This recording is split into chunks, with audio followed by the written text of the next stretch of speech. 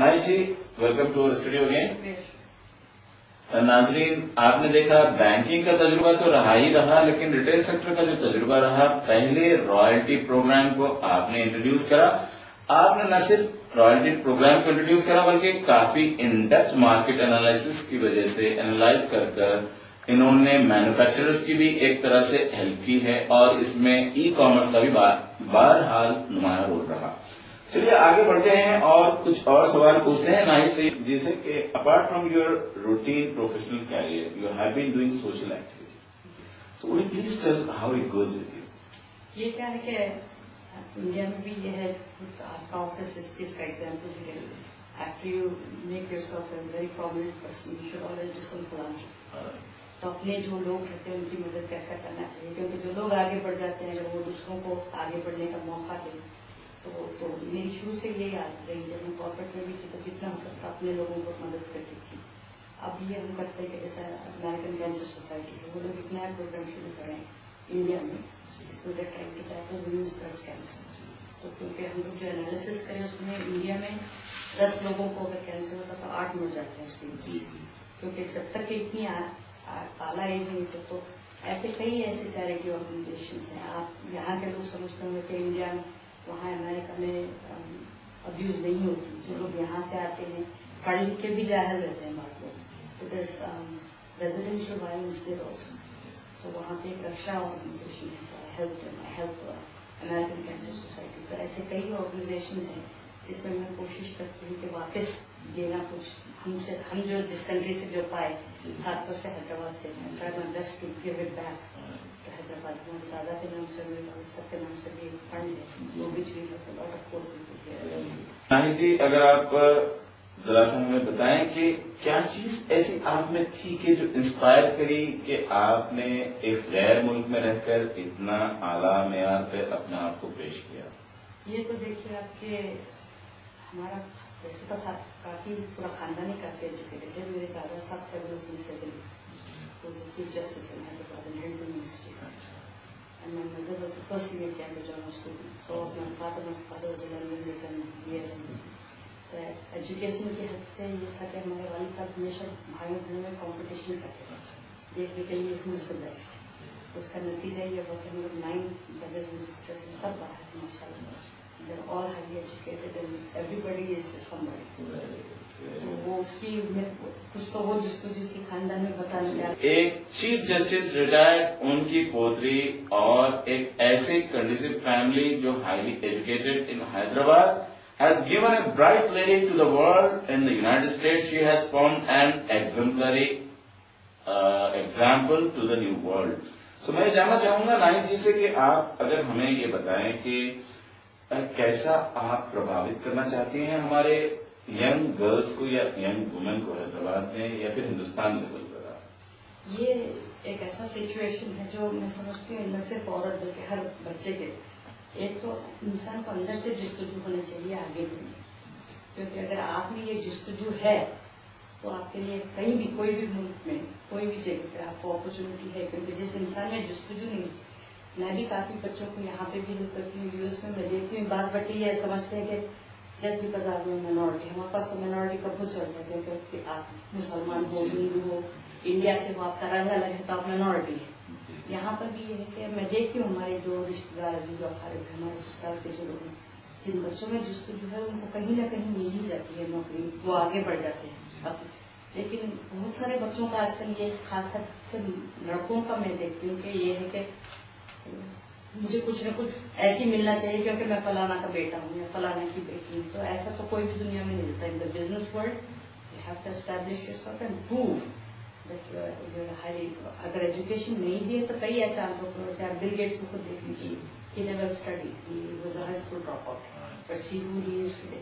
तो इंसान को अगर अल्लाह की तरफ से अक्ल है और अगर आप कोशिश कर रहे हैं और कुछ न कुछ, तो बोलते हैं तीर चलाओ तो कहीं ना कहीं तो लग ही जाता है।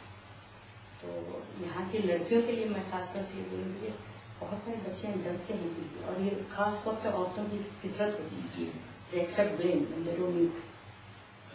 तो आप कोशिश करिए, इसका ये मतलब नहीं कि you have to argue with people or be nasty to people, मगर ये है कि आप तमीज तहजीब से अपने लिहाज से भी जो है वो प्रूव कर सकते, चाहे वो आपके वालिद साहब हो भाई, और अगर कोई दूसरा गुस्से में आता है जो हर एक घर में होता है, अगर आप आगे बढ़ना चाहते हो तो it's better to stay quiet. और बाद में जब माँ बाप का गुस्सा ठंडा हो गया तो फिर आप उनको सुन रही तो समझ जाते हैं। और आजकल हर माँ बाप की जुस्तजू है कि बच्चे पढ़ना, आगे बढ़ना, और कहीं आप बाहर के मुल्कों में जाना ताकि यहाँ पर। और देखिए मैं समझती हूँ कि हैदराबाद में हर घर से एक न एक लड़का या लड़की तो बाहर है कहीं नहीं।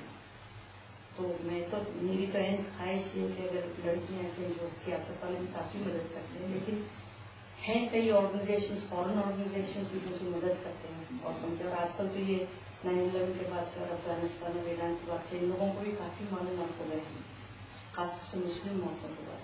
तो अगर कोई ऐसी किसी को भी जिसको अगर पढ़ाई में अगर वालिदैन के पास पैसे नहीं है ऐसे, तो कई ऑर्गेनाइजेशन हैं जो हेल्प कर सकते हैं। नाहिद जी, इतना सारा सुनने के बाद हमें ऐसा लगता है कि कहीं आपका कोई हक यानी फैमिली और फैमिली ऑब्लिगेशंस और फिर बिजनेस रिस्पॉन्सिबिलिटीज में कहीं इम्बैलेंस तो नहीं हुआ? जी, बहुत इम्बैलेंस हुआ मेरे शौहर के साथ और बच्चों के साथ, बहुत इम्बैलेंस हुआ।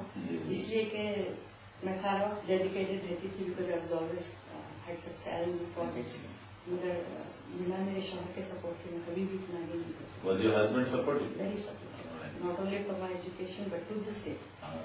अब आप देखिए मैं हैदराबाद हर 2 महीने आती हूँ, 3 महीने 20 दिन, तो without his support and my family support I could not possibly done it. जब मेरे बच्चे छोटे थे तो मेरे सास ससुर मेरी मम्मी टेक करते थे, तो I had the mental peace that my kids are with my family and not somewhere else. तो my husband and my children have been extremely supportive. Nahid ji, एक और सवाल, कब आपको best entrepreneur of the year award मिला और किसने दिया अवार्ड? मुझे यूँ तो कई अवार्ड्स मिलते रहते हैं हर साल, बल्कि वहाँ पे तो रिकग्निशन होते ही रहता है, लेकिन first entrepreneur of the year award मुझे 2006 में मिला, फिर माशाल्लाह 2009 में मिला, क्योंकि उसमें इतनी ज्यादा चीज वो लोग देखते हैं। It's not just how your company is doing but they have to recognise. लेकिन ये 2009 में मुझे I got the award for international women of influence which was given by 7 different countries, क्योंकि काउंसलर जनरल्स और पूरे जो है उनके कॉमर्स डिपार्टमेंट से इन्वॉल्व होते हैं, तो वो ऐसे लोगों को देखते हैं कि जो न सिर्फ अपने मुल्क में बल्कि दूसरे मुल्कों में भी काफी इम्पैक्ट किए हैं in the economic situation and development of the strategies. तो वो अवार्ड में समझती हूँ is much better. This year you have got in two times, 2006 and 2009। नाजरीन, 2006 और 2009 की entrepreneur of the year award received by Nahid ji. तो क्या आपको नहीं लगता कि एक ऐसी लेडी हैदराबाद की कंडीसिव फैमिली से आने वाली, एक ऐसे मुल्क में जहां पर रेसिज्म का काफी भेदभाव माना जाता है, और वहां पर इन्होंने पहला अपना जॉब बैंकिंग सेक्टर में किया जब आपकी उम्र थी सिर्फ और सिर्फ 18 साल, क्या आपको नहीं लगता कि ये लेडी, इन्होंने तालीमी अपने कैरियर को साथ साथ लेते हुए भी अपने जॉब के रिस्पॉन्सिबिलिटीज को भी पूरी किया? और ये एक हमारे लिए लम्हे फिक्र है उन हजरात के लिए जो अपनी बीवियों को पाबंद रखते हैं, जॉब कराने से ग्रेस करते हैं। शायद ये इंटरव्यू उनको बहुत ही प्रभावित करेगा। आइए हम और एक आखिरी सवाल नाहिद जी से करते हैं और जानना चाहेंगे कि क्या मैसेज है आपका उन शौहरों के लिए जो अपनी बीवियों को नौकरी करने से रोकते हैं और ये समझते हैं कि शायद पर्दा इनकी आड़ बना हुआ है। ये तो आप एक ऐसा सवाल करें जो बहुत मुश्किल है आंसर करना, लेकिन ऐसे कई अपॉर्चुनिटीज हैं। कोई ये समझता है कि अगर बाहर जाने से उनकी बीवी को कुछ बुरा इन्फ्लुएंस होता है, तो आजकल तो काफी ऐसी चीजें निकल गई जो घर में भी बैठ के इंसान कर सकते हैं। हैदराबाद में भी काफी ऐसी अपॉर्चुनिटीज हैं जो घर में बैठ के, जैसे टेलीमार्केटिंग है या कस्टमर सर्विस। यहाँ पे मुझे पता है कि काफी बड़े ऑर्गेनाइजेशंस में लोगों की मुश्किल होती है तो they are now extending the call centre services to home, तो घर में भी बैठ के इंसान कमा सकता है। लेकिन हर इंसान, आप देखिए हम लोग आज भी मैं 5 वक्त नमाज पढ़ती हूँ, कुरान शरीफ पढ़ती हूँ, अपने बच्चे, हमारे पूरे बच्चे उर्दू बात करते हैं, सारे बच्चे माशाल्लाह कई दो कुरान शरीफ के पढ़े हैं।